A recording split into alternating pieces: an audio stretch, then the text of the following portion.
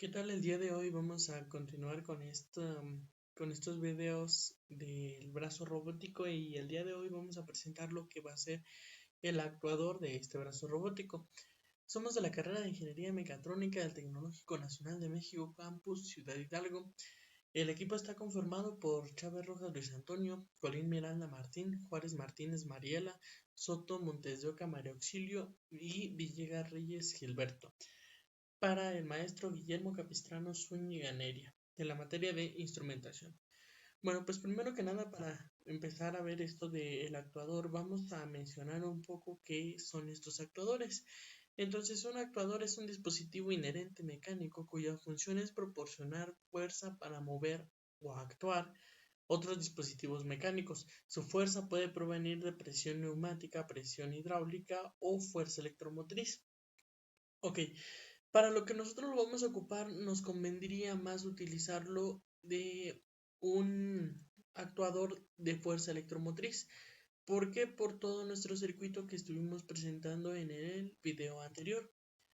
Ahora, como ya le dijimos un actuador eléctrico, vamos a ver lo que son. Los actuadores eléctricos utilizan aplicaciones donde se requiere precisión, son fáciles de controlar y relativamente baratos. Algunos actuadores eléctricos pueden ser motores, relés y otros. Ok, como lo dice aquí, es en donde se requiere precisión. ¿Y qué es lo que queremos nosotros en el brazo robótico? Que tenga precisión en cuanto al movimiento que hace un primer brazo robótico, que lo tiene que copiar el otro brazo robótico. Ahora dice que son fáciles de controlar.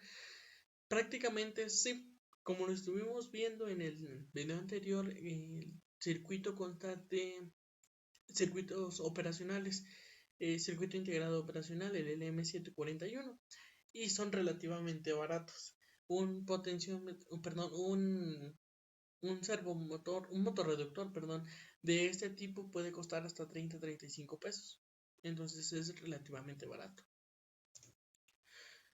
A comparación de estos, que esto nos puede costar de 500 a 800 pesos cada motor. Ok, bueno, un servomotor eléctrico. Un servomotor eléctrico acoplado al vástago de una válvula a través de un tren de engranajes. El motor se caracteriza normalmente por el par y el tiempo requerido para hacer pasar la válvula de una posición abierta a una posición cerrada. Normalmente estos se utilizan, como lo dice la literatura, en válvulas, pero también lo podríamos utilizar nosotros en el brazo robótico. ¿Por qué? Porque nos está mandando de una posición A una posición B. ¿Qué es lo que es esto? Pues simplemente el cambio de posiciones por este actuador que tenemos aquí.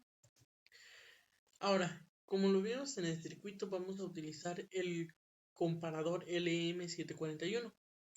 Este elemento se utiliza como comparador de tensiones, ya que compara las entradas en sus terminales inversora y no inversora, es decir, que cortocircuita sus terminales de voltaje positivo y voltaje negativo dependiendo de los niveles de tensión que fluyan a través de las terminales inversora y no inversora. ¿Cuáles son las terminales inversoras? Bueno, la terminal inversora en el LM741 sería la 2, la no inversora sería la 3. La salida sería el número 5, voltaje negativo sería el número 4 y voltaje positivo número 7. Este es en este LM741 la terminal 1 y la terminal 8 no se utilizan. Ok, ahora vamos con la fase de potencia de nuestro circuito. Esto ahorita regresamos con esto y vamos a ver qué es lo que pasa aquí. Ya habíamos explicado anteriormente cómo es que funciona nuestro sensor, que era este potenciómetro. Ahora nuestro actuador va a ser va a ser un motor. Como ya lo vimos en las diapositivas que acabamos de presentar, este es un servomotor eléctrico. Entonces, este va a ser el que nos va a estar mandando Ok, entonces ahora vamos a explicar el circuito completo.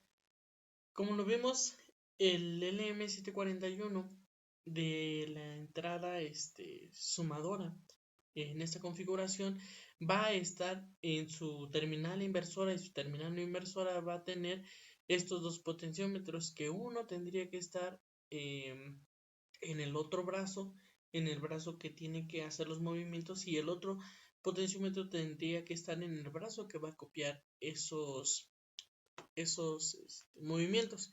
Entonces, ¿qué es lo que pasa aquí? Tenemos esta entrada, la entrada inversora y la entrada no inversora. Va a cortocircuitar esto dependiendo de cuál sean las entradas de voltaje de los dos potenciómetros de acuerdo a sus movimientos. Pero como esta señal va a estar invertida de acuerdo a la posición que tengan los potenciómetros, ocupamos este otro potenciómetro, perdón, otro LM741, pero ahora en su configuración de inversor. ¿Por qué? Porque como lo dijimos, aquí va a estar teniendo el voltaje contrario.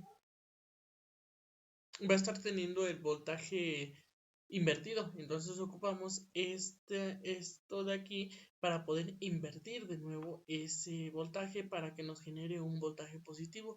Este LM741 está en su configuración de inversor.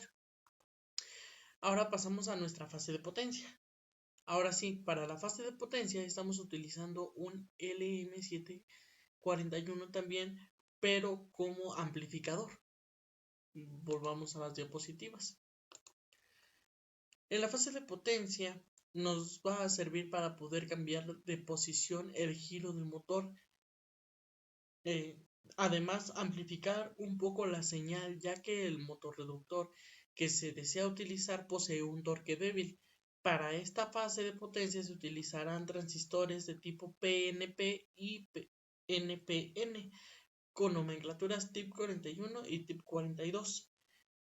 Estos TIP 41 y TIP 42 ya en la práctica se ven de esta manera y se conectan base, colector y emisor. Ya sabemos que la base pues es en donde recibe el pulso para poder hacer que conduzcan el colector y el emisor. Ok.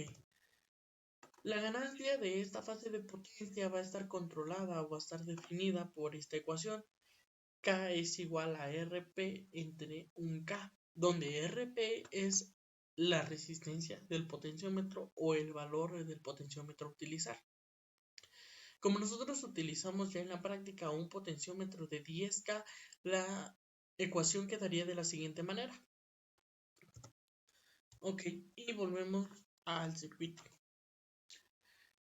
En su fase de amplificador nos va a permitir amplificar, válgame la redundancia, un poco la señal para poder mandarlo a ya, bueno, la fase de potencia la constituyen los TIP 41, el TIP 42 y este LM741.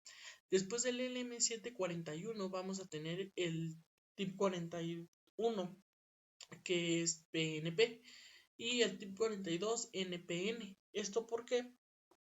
Para que uno nos conduzca en un sentido y el otro nos conduzca en el otro sentido, para poder generar así el cambio de giro de nuestro actuador. Entonces, ya funcionando nuestro circuito, podemos ver que el LM741, el primer LM741, va a tener este voltaje que va a ser invertido. Vamos a pasar a la siguiente fase, que es el inversor. Nos va a convertir este voltaje en positivo, y después vamos a pasar a la fase de potencia para poder tener ya en sí el movimiento del motor, que sería el actuador para nuestro sensor. Bueno, pues en sí así es como funcionaría finalmente nuestro sensor.